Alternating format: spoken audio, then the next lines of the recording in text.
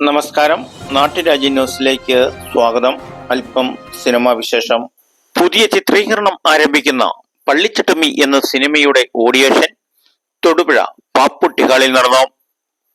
പ്രശസ്ത സിനിമാ താരം ടോവിനോ തോമസ് നായകനാകുമെന്നും ഈ ചിത്രീകരണം സംവിധാനം ചെയ്യുന്നത് ഡിജോ ജോസ് ആണെന്നുമാണ് പറയുന്നത്. ഏതാണ്ട് പടത്തിന്റെ പൂർണ്ണമായി ചിത്രീകരണം തൊടുപുഴയിലും മറ്റു പ്രദേശങ്ങളിലും നടക്കുമെന്നാണ് പറയുന്നത്.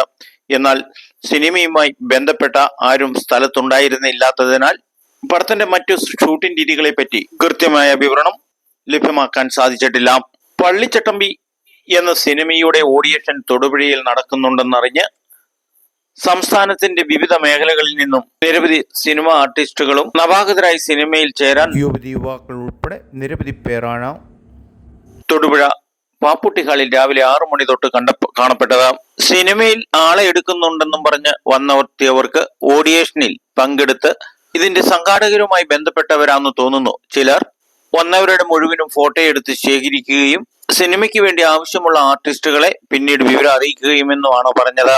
ബഹുമാനപ്പെട്ട ഗോകുലം ഗോപാലൻ പ്രൊഡ്യൂസ് ചെയ്യുന്ന പള്ളിച്ചട്ടമ്പി എന്ന സിനിമയിൽ പ്രധാന നായകനായി വരുന്ന ടോവിനോ തോമസ്, ഈ ചിത്രം സംവിധാനം ചെയ്യുന്ന ഡിജോ ജോസ് വൻ ഹിറ്റായി തീരുമെന്നുള്ള പ്രതീക്ഷയിൽ പുതുമുഖങ്ങളായി അഭിനയിക്കാൻ നിരവധി ജനങ്ങളാണ് കേരളത്തിന്റെ വിവിധ ഭാഗങ്ങളിൽ നിന്നും തൊടുപുഴ പാപ്പുട്ടി ഹാളിൽ രാവിലെ 6 മണി മുതൽ ക്യൂവിൽ നിൽക്കുന്നത്.